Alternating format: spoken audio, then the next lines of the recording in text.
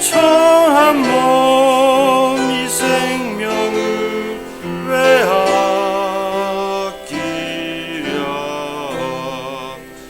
주 예수께 빚진 것이 한옥건마 나를 위해 갚은 것은 참 적으니 주 예수여 너그럽게 보옵소서. 네, 그만하겠습니다.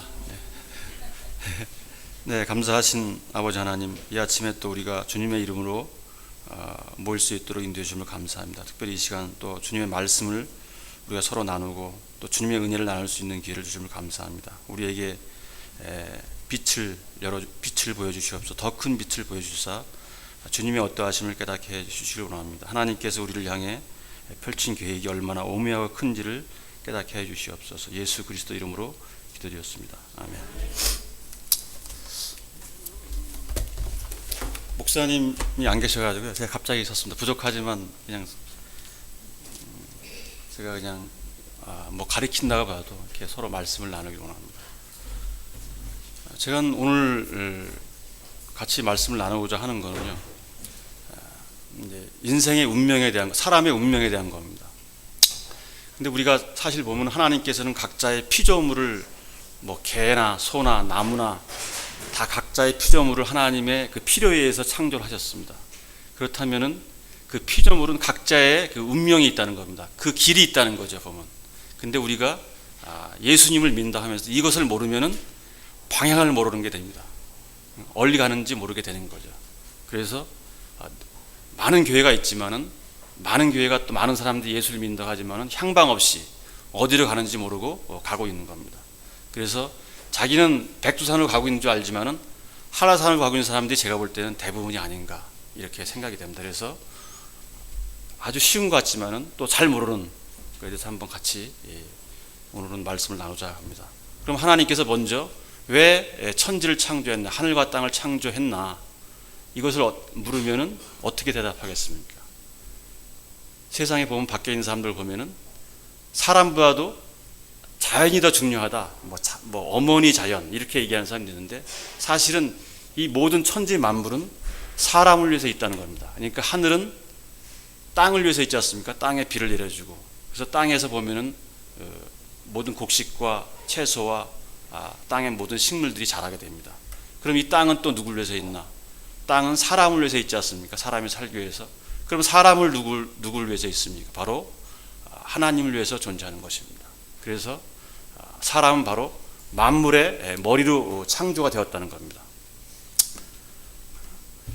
그래서 사람은 하나님의 창조의 중심이고 영광이고 목적입니다. 그래서 사람 안에는 모든 만물이 다 들어있는 겁니다. 그래서 사람 안에는 풀도 들어있고 흙도 들어있고 나무도 들어있고 사자도 들어있고 뱀도 들어있고 고기도 들어있고 다 그런 겁니다. 그래서 사람이 타락하면 모든 것이 다 타락한 것이고, 사람이 회복되면 모든 만물이 다 회복이 되는 겁니다.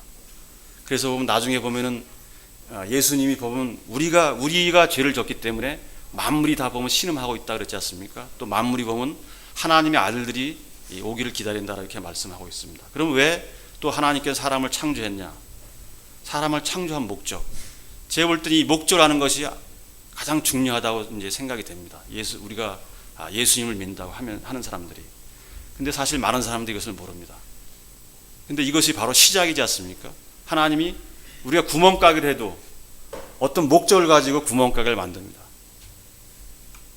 또 어떤 회사, 큰 회사 다 어떤 그 경영 방침이 있습니다. 목적을 가지고 회사를 만드는데, 하나님께서 이 하늘과 땅이라는, 그 다음에 사람, 온 우주 만물을 만들면서 원대한 프로젝트를 가지고 만드셨다는 겁니다. 그냥 되는 대로 뭐 아무렇게나 만든 게 아니죠. 어떤 목적을 가지고, 한 방향을 가지고 만들었다는 겁니다. 우리가 군대에서도 보면은 작전 계획이 있습니다. 우리 쉽게 얘기하면 뭐 작계 5027 이렇게 있다 그러면은 그 작계도 지휘관이 한 목적을 가지고 한 방향으로 전부 갑니다. 그 안에 수많은 책이 있지만은 다 한 방향으로 간다는 겁니다. 여러 가지 얘기가 나오지만은 거긴 결국 어떤 목표를 향해서 간다는 겁니다. 성경도 마찬가지 66권이 있지만은 성경 안에는 여러 가지 얘기가 있습니다. 있지만은 한 방향을 위해서 간다는 겁니다. 바로 그리스도와 교회라는 이 목적을 가지고 간다는 겁니다. 그래서 이 방향을 이것을 모르면은 성경에 엉뚱한 것만 보고 그것만을 얘기하게 돼 있습니다. 예를 들어서 자동차 회사에서 보면은 사장은 자동차 완성품에 관심이 있습니다. 하나님도 마찬가지 완성품인 사람에게 관심이 있다는 겁니다. 근데 그것을 모르면은 우리가 예술 교회를 다닌다면서도 보면은 쉽게 얘기하면 자동차 공장에서 타이어만 붙들고 있는 사람, 운전대만 붙들고 있는 사람도 있고, 뭐 이렇게 부분적인 클락션만 붙들고 있고 이런 현상이 벌어지게 되는 겁니다. 이 목적을 알아야만이 완성품인 사람에게 관심이 있다는 겁니다. 그래서 바로 이 목적, 죄도 보면 성경에서 타겟을 벗어나다 이런 뜻입니다. 그러니까 죄라는 것은 바로 이 목적에서 벗어난 것이 성경에 의하면은 히브리어 언어에 의하면 목적을 이탈하다, 궤도를 이탈하다 이게 죄 아닙니까? 그러니까 구원이란 바로 이 목적 안으로 들어온 것이 구원이라는 겁니다.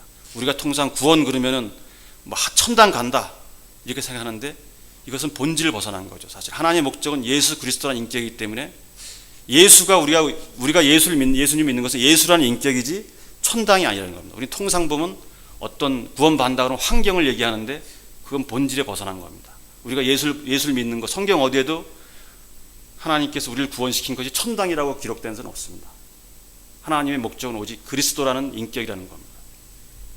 그래서 성경에 보면 마태복음 7장 21절에 보면 마지막 날에 주님이 오셔서 그러지 않습니까? 뭐 주님의 이름으로 주여 주여 하면서 주님의 이름으로 마귀도 내쫓고 뭐 기적도 일으키고 이렇게 했는데 왜 주님께서 나는 이를 도무지 모른다고 하는 이런 얘기가 나옵니다. 왜 그러냐?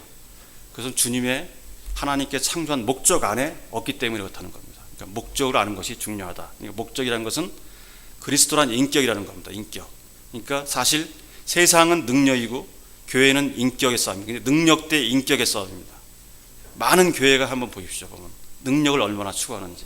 그런 교회들은 하나님의 목적과 관계없이 이탈한 것이죠. 사실은 이탈한 것. 사실은 자신들은 예수를 믿는다고 하지만은 사실은 하나님의 목적에서 이탈했기 때문에 주님께서 오셔서 모른다고 하는 겁니다.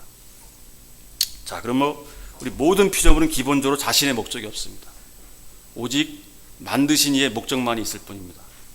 종교란 것은 사실 보면 자신의 목적과 계획에 하나님의 계획과 목적을 갖다 맞추는 것이 종교입니다. 예를 들어서 내가 군대를 간다. 군대를 가서 군대의 목적과 계획이 있는데 군대의 목적과 계획을 내 계획과 목적에 맞추면 어떻게 되겠습니까? 그건 맨날 뚜드겨 맞는 거죠. 그러므로 우리가 사람이 왜 있느냐고 묻는다면은 이것을 규정할 수 있는 분은 하나님밖에 없다는 겁니다. 배추가 나는 내 목적이 있다라고 얘기할 수 있습니까? 배추는 사람이 먹기 있는 거지. 개가 자기의 목적이 뭐라고 얘기할 수 있겠습니까? 소가 자기의 목적이 뭐라고 나는 목적이 뭐라고 자기를 규정할 수 있겠습니까? 바로 만드신 이만이 규정할 수 있다는 겁니다. 근데 우리는 지금까지 예수를 믿으면서 내 필요만을 생각했지 하나님의 필요를 생각하지 않았나 이렇게 생각이 든다는 겁니다. 그러므로 우리가 진짜 기도하는 거 보면은 거의 다 보면 우리의 필요를 위해서 기도를 하는데 과연 우리가 하나님의 필요를 위해서는 기도하는가 이렇게 한번 오늘 생각해 볼 필요가 있지 않나 생각됩니다. 주님께서 보면 우리 소위 얘기하는 마태복음 6장에 주님의 기도라는 게 있는데 거기 8가지가 쭉 나옵니다. 뭐 하늘에 계신 거룩한 아버지 이렇게 쭉 나오면 10가지 중에서 단 한 가지 일용할 양식만이 보면 우리의 필요고 나머지 7가지는 다 하나님의 필요만을 위해서 기도하고 있습니다. 그래서 한번 우리가 기본적으로 우리의 피조물의 목적은 없다는 겁니다. 하나님의 목적, 하나님의 필요를 아는 것이 중요하다 이렇게 말씀드릴 수가 있겠습니다.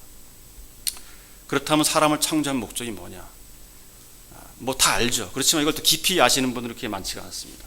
창세기 1장 26절에 하나님께서 우리의 형상으로 우리의 모양에 따라 사람을 만들고 그들이 바다의 물고기와 공중의 날짐승 가축과 온 땅과 땅에서 기는 모든 것을 지배하게 하자 그랬습니다. 결국 하나님을 대신해서 사람은 하나님을 대신한다는 겁니다. 하나님의 마음을 가지고 하나님을 대신한다는 겁니다. 그렇다면 왜 하나님께서 이런 의도를 가지셨나? 이것을 아는 것이 중요합니다.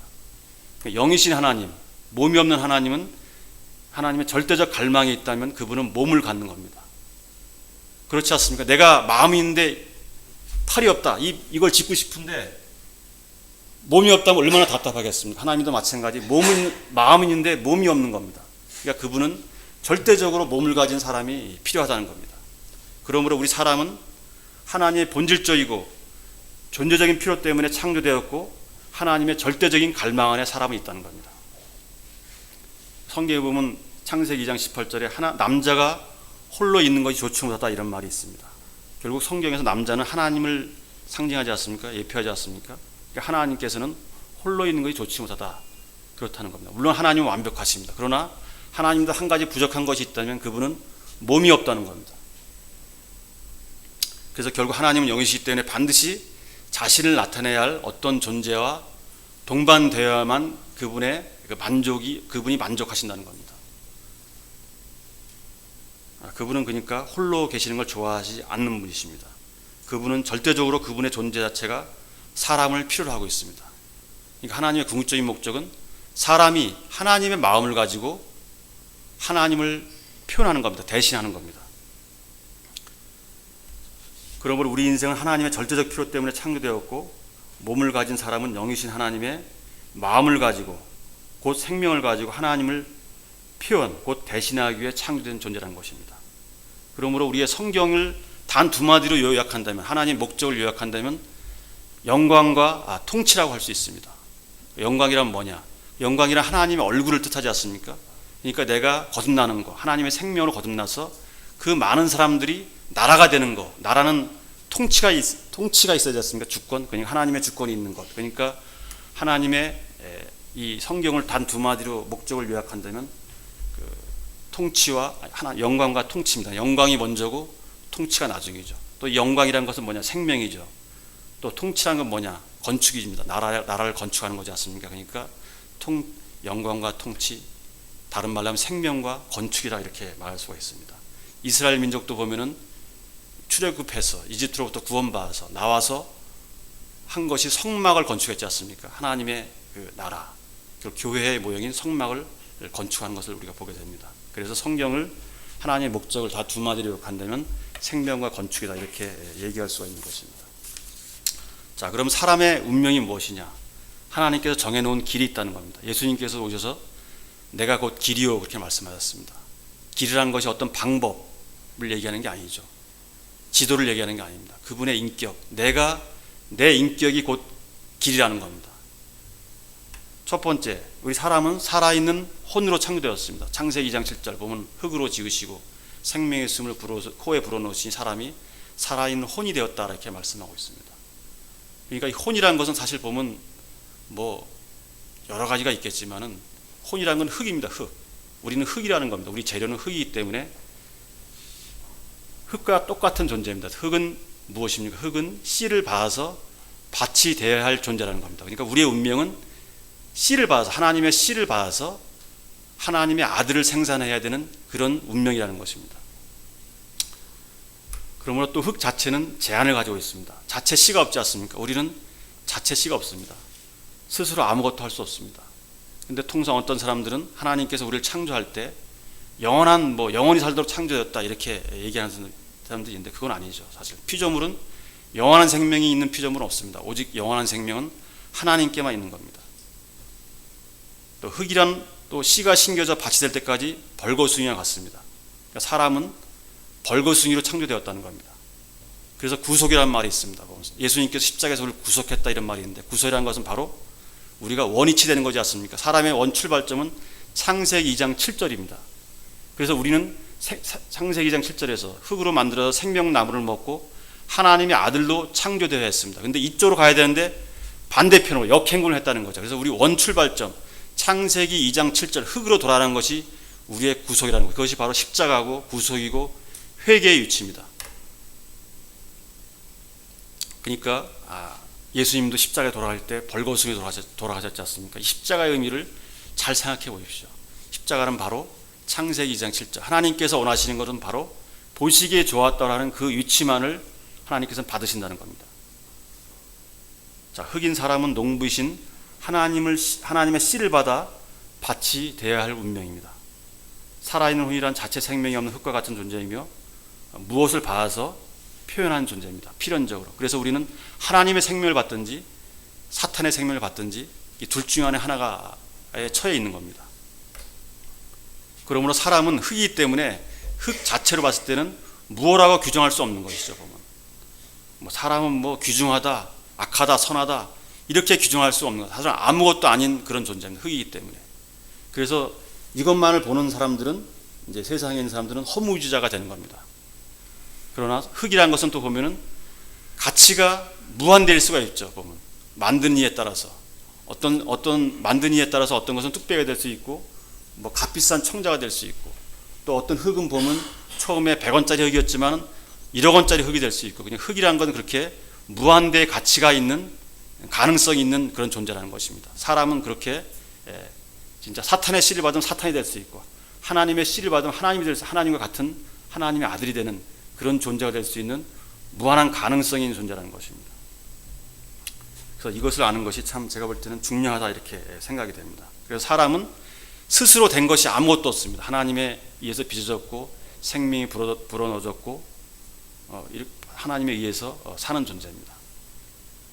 또 사람은 하나님의 형상을 담을 수 있는 빈 그릇으로 창조가 되었습니다. 창세기 1장 25절 한번 보겠습니다. 26절입니다. 하나님께서 이르시되 우리가 우리의 형상으로 우리의 모양에 따라 사람을 만들고 거기까지 한번 보겠습니다. 보면은 여기 우리가 통상 보면 우리가 하나님의 형상과 모양으로 만들었다 이렇게 얘기하는데 사실은 하나님의 형상과 모양이 아니라 모양은 맞지만 외형적인 것은 이건 장차 오실 예수 그리스도를 목표로 우리가 창조가 된 것입니다. 하나님의 그 마음속에는 한 사람을 가지고 이제 창조를 하셨는데 그분은 바로 예수 그리스도였습니까? 창세기 1장 26절은 바로 장차 오실 예수 그리스도 그분의 마음속에 있는 영원하신 예수 그리스도를 목표로 창조하셨는데 그때 보면 우리의 형상으로가 아니라 영어에 보면은 여기 보면은 in our image라고 되어 있습니다. 우리의 형상 안에서. 그러니까 곧 하나님의 형상을 담을 수 있는 그릇으로 창조되었다는 겁니다. 우리는 하나님의 형상으로 창조되었다는 우리가 완성이 된 거죠. 그래서 우리는 형상을 담을 수 있는 그릇으로 창조되었지 형상 그 자체로 창조가 안 되었습니다. 그래서 우리는 하나님의 형상을 담아서 하나님의 아들로 완성이 되어야 되는 그런 존재였습니다. 그러니까 우리는 어떻게 보면 무정란과 같은 그런 아담은 무정란과 같은 존재로 창조가 되었다는 겁니다. 그런데 고린도후서 4장 4절, 그 다음에 골로새서 1장 15절, 히브리서 1장 3절에 보면 예수 그리스도는 하나님의 형상 그 자체로 오셨습니다. 그러니까 아담과 예수 그리스도가 만들어진 원리가 틀리다는 겁니다. 그러니까 아담은 무정란과 같은 존재였고 빈 그릇이었고 예수 그리스도는 유정란으로 오셨다는 겁니다. 꽉 찬 완성품으로 오셨다는 겁니다. 그러므로 하나님의 형상을 담을 수 있는 빈 그릇으로 창조된 아담은 생명나무를 먹고 하나님의 형상을 담아 하나님의 창조 목적인 영원한 생명에 이르려 했습니다. 그런데 알다시피 이제 그렇게 안 된 거죠.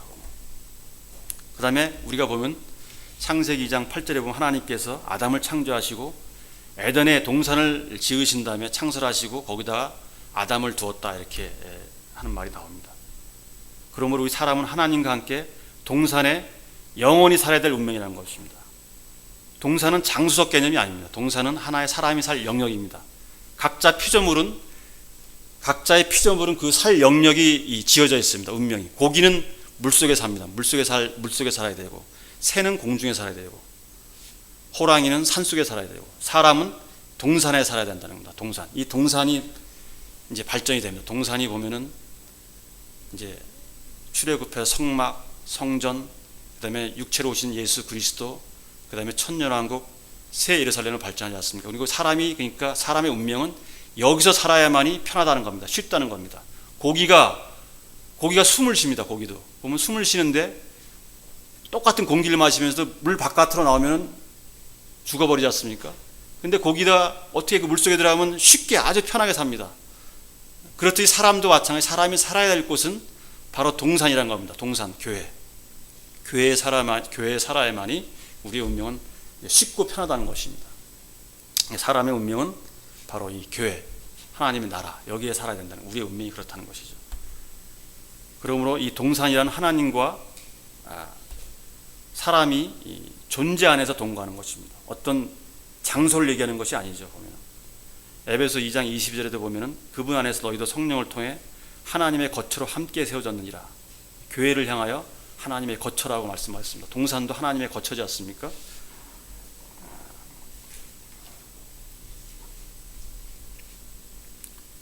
그러므로 하나님께서 원하시는 것은, 하나님의 궁극적인 목적은 하나님과 함께 사는 사회, 사람과 하나님이 함께 사는 사회를 원한다는 것입니다. 이것이 이제 궁극적인 사람의 운명이고 또 하나님의 운명입니다. 자, 동산은 근데 보면 에덴이란 말은 기쁨이란 뜻이고, 그러니까 에덴 동산이란 말은 기쁨의 동산이라는 뜻이에요. 동산은 과수원, 공원 이런 뜻이니까 동산은 사실 먹고 노는 곳입니다. 에덴 동산의 세 가지 요소가 주로 보면은 과일나무가 있었고, 그 다음에 강이 있었고, 그 다음에 보석이 있었습니다. 알다시피 과일나무는 먹는 것입니다. 그 다음에 강은 마시는 것이고, 그 다음에 보석은 변화를 얘기하지 않습니까? 돌이 변화돼서 보석이 됩니다. 그래서 우리가 보면은 교회 안에서 먹고 마시고 사실은 노는 거죠. 그러면은 그 보석이라는 건 변화되는 건데, 변화라는 것은 인격의 변화를 얘기하고 있는 겁니다. 우리가 가정에서도 보면은 어린애를 키우면 어린애들 맨 처음에 나와서 깐난 애기를 낳아서 먹이고 마시기만 하면은 자동적으로 다 커갖고 성장하지 않습니까? 그러니까 교회도 그런 것이라는 겁니다. 교회가 가정과 같은 것이니까 우리가 예수님도 오셔서 나는 생명의 빵이다, 그다음에 생명의 수다, 그렇게 말씀하셨습니다. 우리가 교회 안에서 예수 그리스도를 먹고 마시면은 바로 예수 그리스도의 인격으로 자동적으로 변화된다는 겁니다. 근데 이제 우리가 선악과를 먹고, 선악과라는 것은 아시다시피 나중에 보면 이게 천사의 생명이지 않습니까? 천사는 일을 하는 존재입니다. 그러다 보니까 여기 와서도 똑같이 세상과 같이 일을 하려다 보면은 찌들게 돼 있는 겁니다. 그러니까 교회라는 것은 먹고 마시고 예수 그리스도의 말씀을 먹고 마시고 노는 것이죠. 그러면은 우리가 자동적으로 예수 그리스도와 같은 인격으로 자라난다는 겁니다.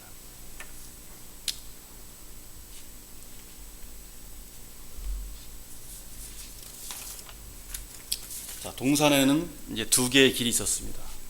두 개의 길. 선악을 생명의 길과 생명의 길, 알다시피 이건 생명나무고, 또 선악의 지식나무, 이건 지식의 길입니다. 자, 그럼 생명의 길, 생명나무는 곧 우리가 나중에 신약에 와서 알았습니다. 생명나무는 곧 예수 그리스도라는 것을. 예수 그리스도께서는 자신을 나는 포도나무요 또 생명이다 그랬습니다. 그러니까 예수 그리스도가 곧 생명나무시죠. 자, 그럼 생명이란 뭐냐? 내 마음과 몸은 생명의 관계입니다. 몸과 마음을 분리할 수도 없지만 몸은 마음이 원하는 대로 표현되게 되어 있는 겁니다. 그러니까 몸은 형상이고 마음은 실제라고 할 수 있습니다. 또 다른 말로 하면 몸은 표현이고 마음은 생명이라고 할 수 있고, 몸과 마음은 생명의 관계이기 때문에 한 생명의 그 양면성을 다 보여주고 있는 겁니다. 한 면은 내면에 속한 것이고 한 면은 외면에 속한 것이죠. 그러니까 마음은 내면에 속한 것이고 몸은 외면에 속한 것입니다. 근데 한 생명 하나라는 것입니다. 바로 이제 하나님께서 원하시는 것이 하나님과 우리의 관계가 이렇게 되기를 원하는 것입니다. 이건 가를 수가 없는 것이죠. 그래서 생명은 연합을 가져옵니다. 그러니까 원래 하나님은, 영이신 하나님은 한 개의 나라를 만들으셨습니다. 영이 실제지 않습니까? 우리 형상이고 실제와 형상의 나라, 씨와 열매의 나라, 이렇게 한 개의 나라를 원래 만드셨는데 사탄이 와서 두 개의 다른 씨를 뿌려놨기 때문에 두 개의 나라처럼 보이는 겁니다. 그 다음에 지식, 이 지식은 이제 사탄의 생명이죠. 그 천사의 생명인데 이건 지식은 하나님과 분리를 가져옵니다. 우리가 창세기 3장 5절에 보면은 너희가 그것을 먹는 날에 너희가 눈이 열리고 너희가 신들과 같이 되어 선악을 알 줄 하나님이 아시니라 이렇게 했습니다. 신들이란 것은 알다시피 천사들이지 않습니까? 그 다음에 사무엘하 14장 17절에 보면 이는 내 주 왕께서 하나님의 천사와 같사 좋은 것과 나쁜 것을 분간하시기 때문이다. 자, 하나님의 천사와 같사 좋은 것과 나쁜 것을, 선악을 분간하는 것이 천사가 하는 일이라고 하셨습니다. 그러니까 선악을 알게 하는 것, 이것은 이제 천사의 생명이라는 것을 알게 됩니다. 자, 그러니까 아담이 왜 그럼 천사의 생명을 이 선악의 지식나무를 먹었는가? 그러니까 천사는 죽지 않고 능력이 있다는 거죠. 그러니까 그게 부러워서 사실은 이제 넘어가게 된 겁니다. 그러나 하나님께서는 아들에게, 우리는 아들로 창조되었습니다. 왕으로 한다면, 조선시대 왕으로 한다면 사람은 세자의 운명으로 창조되었고 천사는 종의 운명으로 창조되었는데 아들이 종의 운명을 한 것, 이 신분을 이탈한 게 죄라는 겁니다. 사람은 아들이 되어야 되는데 종의 운명을 한 것, 이게 목적을 이탈한 거죠. 이걸 죄라는 겁니다. 이게 이제 선악의 길이죠. 세상은 지금 그러니까 잘 보십시오. 이 선악과를 먹은 세상은 모든 사람 안에는 천사가 되고자 하는 마음이 있습니다. 다 천사를 숭배하는 마음이 있습니다. 모든 영화와 책은 다 천사를 숭배하는 그런 책들이고 영화입니다. 다 신들이 되려고 합니다. 그러니까 우리 사람 속에는 지금 두 가지의 존재가 존재해요. 천사와 사람이 두 가지가 존재하는 겁니다. 사실은.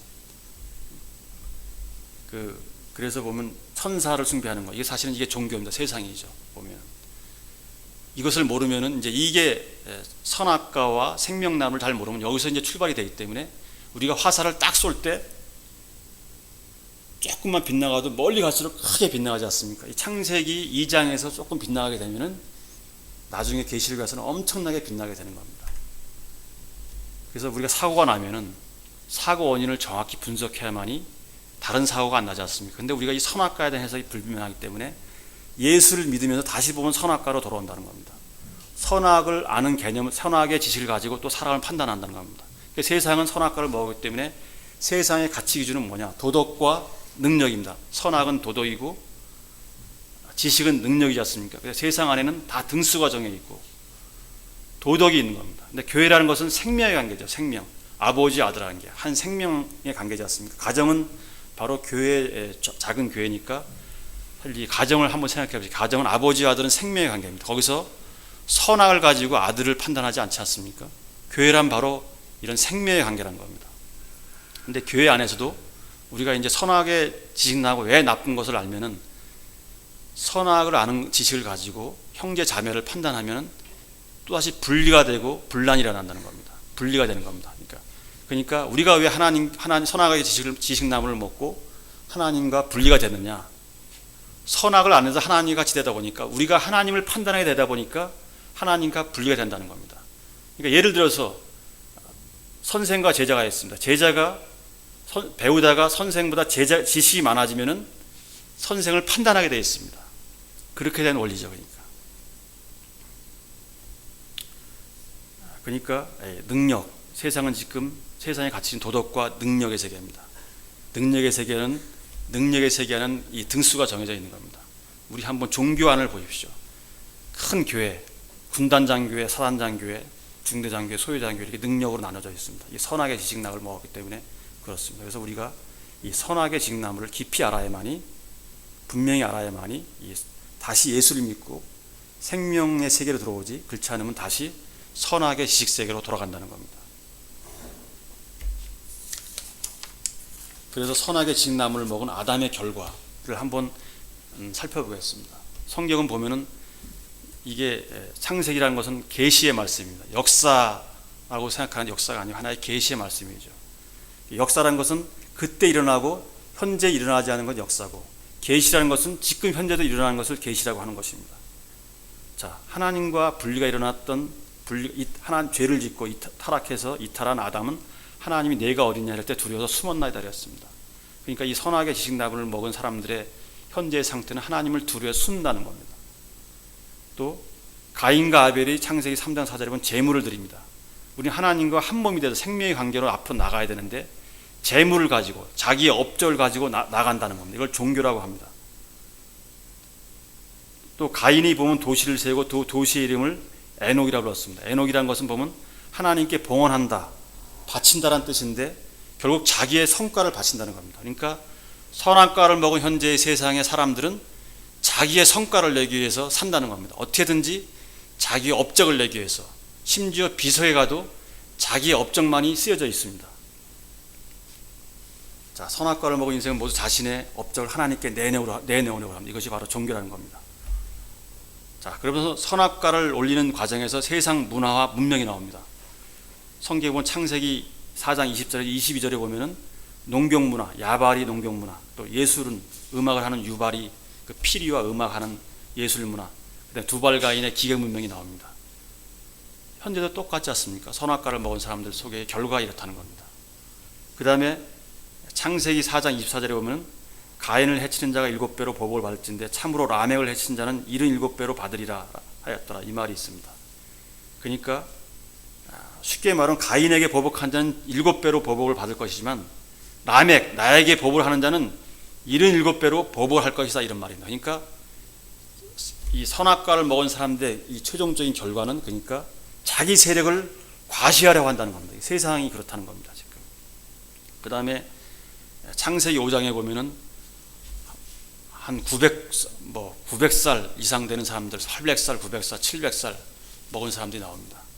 장수족의 출현입니다. 장수족.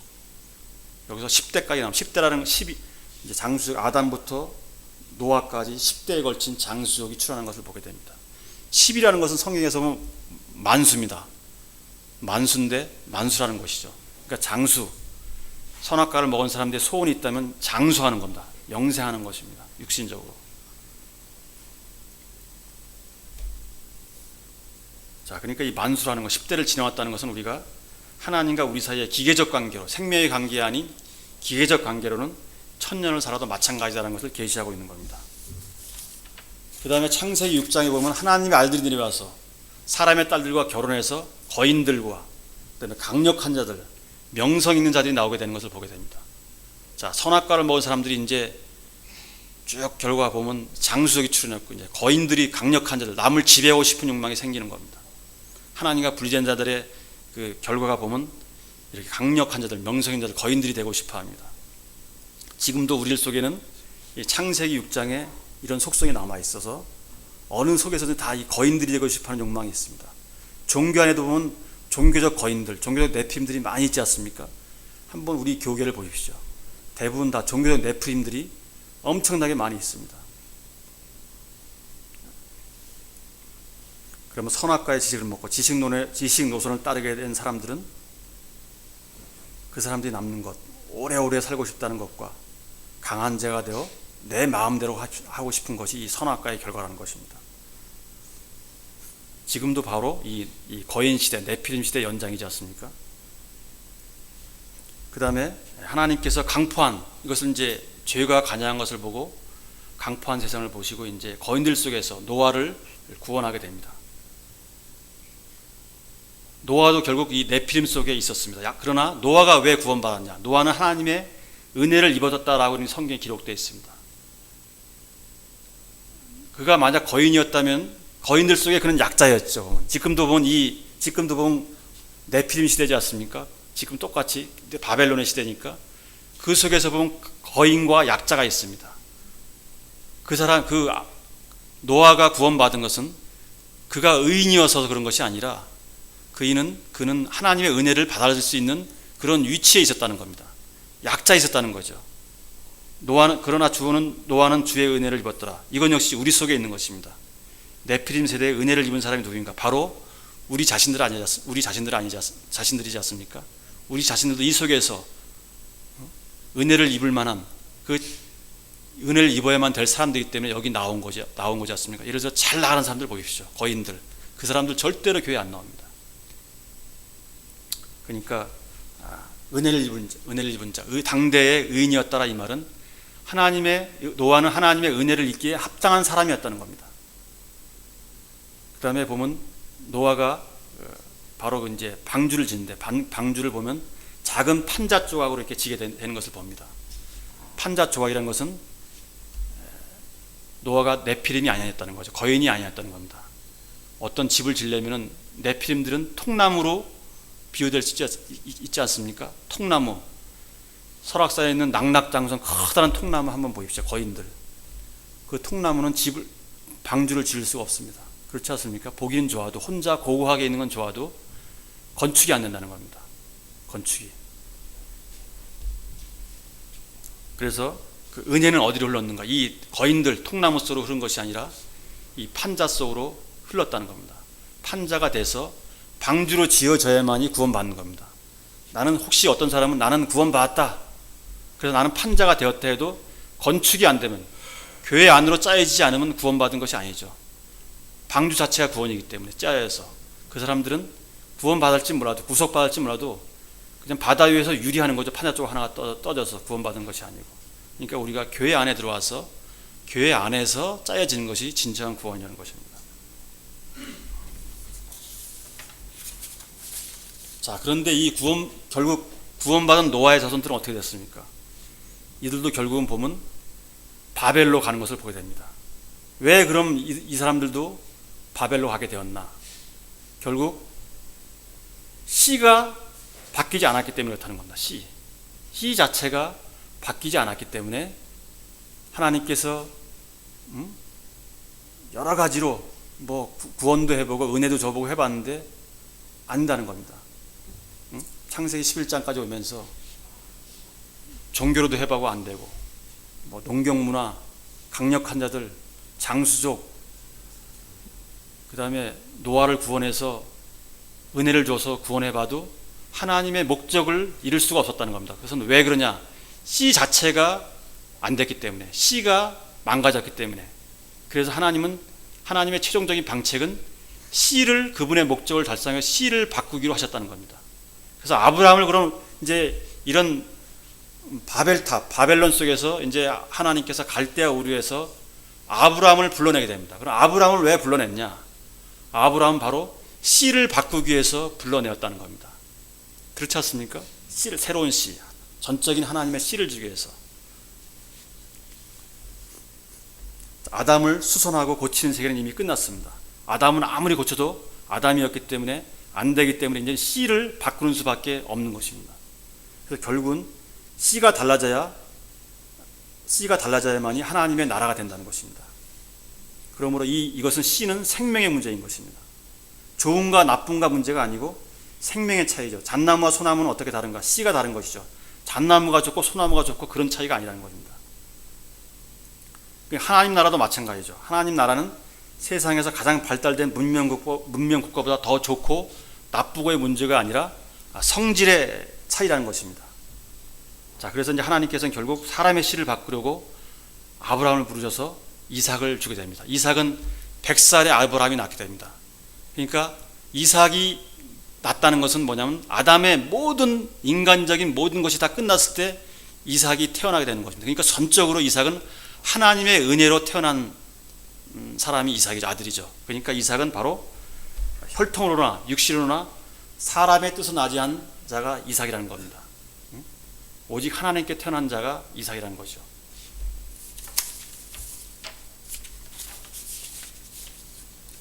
그러나 이 이삭은 결국 이삭을 통해서 이스라엘 민족이 됐지만, 하나님 나라의 모형이 이스라엘이 됐지만 이것은 실제가 아니었죠. 그림자였습니다. 궁극적인 해답이 아니었습니다. 그래서 이제 하나님께서는 실제가 필요했습니다. 그래서 하나님의 궁극적인 대책으로 새로운 씨로 바로 예수 그리스도가 오시게 되는 것입니다. 자, 예수 그리스도가 오실 때 보면 마태복음 1장 1절에 보면 아브라함과 다윗에서 예수 그리스도라고 되어 있습니다. 우리가 통상 보면 구원자가 보면 구원자 그러면 하늘에서 낙하산 타고 뚝 떨어져서 구원자가 되는 줄 알고 사람들은 그렇게 알고 있습니다. 그러나 그렇지 않습니다. 하나님은 하나님의 경륜의 법칙은 씨를 뿌리고 열매를 거둡니다. 씨를 뿌리고 열매를 거둡니다. 그래서 아브라함을 불러내서 그 과정을 통해서 여러 세대에 걸쳐서 과정을 통해서 생명의 주입 과정을 통해서 실패와 성공의 생명의 여러 주입 과정을 통해서 예수 그리스도라는 그 온전한 한 씨가 나오게 되는 겁니다. 그러니까 육종사업과 같은 거죠. 우리가 어떤 씨를 하나 개발하려면 그 씨가 죽고 다시 살고 죽고 다시 심어서 하나의 씨가 나오지 않습니까? 하나님도 마찬가지 이런 육종사업과 같은 이런 과정을 통해서 예수 그리스도란 분이 나오신다는 겁니다.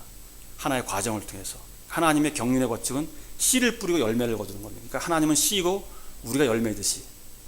그러니까 하나님은 한 개의 나라, 씨와 열매의 나라를 만드셨지 않습니까? 그런 하나님의 경륜의 법칙이 있다는 겁니다. 그래서 예수님의 족배에 들어있는 비도덕적인 여인들이 있습니다. 5명 있지 않습니까? 유다의 며느리 다말, 기생 라합, 이방 모압 여인 룻, 우리아 하나였던 바세바, 마리아. 선악과의 개념으로 봤을 때 이 사람들은 도덕의 관념, 선악은 도덕입니다. 도덕적인 관념에 봤을 때 이 사람들은 우리 세상에 도저히 용납 못할 그런 여자들이었습니다. 그럼에도 불구하고 이들은 예수 그리스도의 조상이 되었습니다. 그러니까 이것은 생명의 관점에서 봐야 된다는 겁니다. 이 사람들은 선악의 지식나무의 세계에서 생명의 세계로 옮겨야 됩니다. 절망의 세계에서 선악과의 세계에서 그들은 절망적인 상태였습니다. 그래서 그들은 바로 그 세계에서 구원을 받고 생명의 세계로 들어온 것입니다. 우리가 통상 이런 사람들 구원받는다, 구원되려면, 만약 그런 사람이 구원되려면 세상에서 통상 의인이다 그러면은 종교적인 사람들, 도덕적인 사람들, 의로운 사람들을 구원할 것 같지만 하나님은 그런 사람을 구원한 것이 아니라 더 이상 갈 곳이 없는 사람들, 절망적인 사람을 불러서 하나님께서 쓰신다는 겁니다. 바로 예수 그리스도도 그러니까 혈통으로나 육신의 뜻으로나 사람의 뜻으로 나지 않아 오직 하나님께 태어나신 분이죠. 그러니까. 자, 우리는 지금까지 그래서 마지막으로 예수 그리스도가 요한복음 1장 14절에 보면 말씀이 육체가 돼서 오신 분이다 이런 말이 나옵니다. 자, 하나님께서 그러니까 창세기 1장 26절에 목표로 했던 그 사람이 바로 말씀이 육체가 되신 분이라는 거죠. 이제 창세기 1장 26절이 이제 말씀의 성취가 되는 겁니다. 성취가 바로 예수 그리스도가 되는 겁니다. 하나님의 마음, 하나님의 생명과 몸이 하나가 되는 사람. 말씀이라는 건 뭡니까? 하나님의 마음을 기록한 거지 않습니까? 자, 태초에 말씀이 있었다. 말씀은 하나님과 함께 이 말씀이고 하나님이셨다 이런 말이 있는데, 말씀은 곧 마음이죠. 그러니까 태초에 하나님의 마음이 있었다. 마음은 하나님과 함께 계셨으니 이 마음은 곧 하나님이셨더라. 마음이 곧 하나님의 마음이 곧 마음을 표현한 게 말씀이지 않습니까? 하나님은 보이지 아니하시고 우리가 인식할 수 있는 건 하나님의 말씀뿐입니다. 말씀이라는 것은 곧 그 마음을 기록한 것이 말씀이지 않습니까? 그러니까 성경에도 마음이 생명이고 말씀도 생명이고 같은 겁니다. 말씀을 우리가 받을 때 그 생명이 우리한테 조성되는 겁니다. 하나님의 궁극적인 목적은 우리가 말씀이 육신이 되는 겁니다. 그러므로 말씀이 육신이 된 이것이 바로 복음입니다. 이것이 완전한 하나님의 대책입니다. 예수님 말씀이 육체가 돼서 우리에게 이제 오시게 되었습니다. 창세기 6장 3절에 보면 저들이 육체가 됨이라 하셨습니다. 무슨 육체가 되었는가 하면 네피림, 즉 사탄의 육체가 된 거죠. 근데 그렇기 때문에 하나님의 그 목적, 궁극적인 목적을 무엇을 해도 달성할 수 없었습니다. 그래서 하나님께서는 다른 대책을 내놓으셨는데 바로 말씀이 육신이 되어야만이 하나님의 목적을 달성할 수 있다는 겁니다. 그래서 예수 그리스도는 하나님께서 바로 말씀이 육신이 돼서 올 수밖에 없었다는 겁니다. 그러면 교회는 지금 뭡니까? 완전한 사람, 말씀이 육신이 된 사람들의 모임입니다. 자, 이제 우리 인생의 운명은 이제 결론을 짓게, 우리 인생의 운명, 말씀이 육체가 되어 하나님의 집을 건축해야 될 그런 운명입니다. 하나님은 농부시고 우리는 흙입니다. 보면 흙은 이제 씨를 받아서 밭이 되어야 될 운명입니다. 성경에 보면 밭에 보면 좋은 밭, 돌짝밭 이런 밭인데, 농부는 보면 좋은 밭을 구하지 않습니까? 좋은 밭을 해서 보면 30배, 60배, 100배 열매가 거친다고 그랬습니다. 한번 십자가를 한번 가만히 생각해 보십시오. 십자가에서 보면 예수님도 죽으셨고 우리도 죽어야만 하나님의 생명을 받을 수가 있습니다. 근데 농부도 마찬가지, 그 씨가 밭에 심겨져서 죽어서 죽고, 또 흙도 좋은 밭은 흙이 죽은 흙이지 않습니까? 흙도 죽어야만이 좋은 생명이 나오는 겁니다. 그러니까 씨를 뿌리고 열매를 거두는 것입니다. 이 열매란 바로 우리가 통상 생활할 때 사랑의 열매, 무슨 선교 열매 이런 걸 생각하는데, 일이 아니고 열매는 인격을 얘기합니다. 인격. 예수 그리스도는 인격입니다. 인격. 일이 아니죠. 우리에게는 우리는 그 하나님이 농부이시고 하나님은 씨를 뿌려야 될 그 밭이 필요한데, 우리는 그 좋은 밭이 되어야 된다. 밭은 그러니까 좋은 밭이 되려면 밭은 좀 부패되고 깨끗한 흙, 생흙은 좋은 밭이 아니지 않습니까? 그러니까 우리는 좀 부서진 흙, 깨진 흙이 돼야만이 좋은 밭이 돼야 된다는 겁니다. 그래서 이 좋은 밭, 이건 바로 이제 씨와 밭, 이게 바로 십자가고, 창세기 2장 7절에 그 흙으로 사람을 빚으시고 생명을 불어넣으시니 사람이 살아는 힘이 되었더라. 그것을 이제 보기 좋았더라는 그 위치가 바로 십자가고 흙이고 그런 것이 되겠습니다. 구속이고 회개고 그런 것이죠. 보면. 마치겠습니다. 감사하신 아버지 하나님, 오늘 우리에게 또 말씀의 빛을 주시면 감사합니다. 하나님께서 신성한 목전에서 우리를 지으셨지만 우리가 그 목적에 이탈해서 다른 길로 가던 자들이었습니다. 그러나 하나님께서 예수 그리스도를 새로운 씨로 보내셔서 우리가 새 인류로 새 생명으로 태어나게 해서 하나님의 경륜 안에서 하나님의 목적을 이루는데 그 안에 들어올 수 있도록 인도해 주심을 감사합니다. 예수 그리스도 이름으로 기도드렸습니다. 아멘.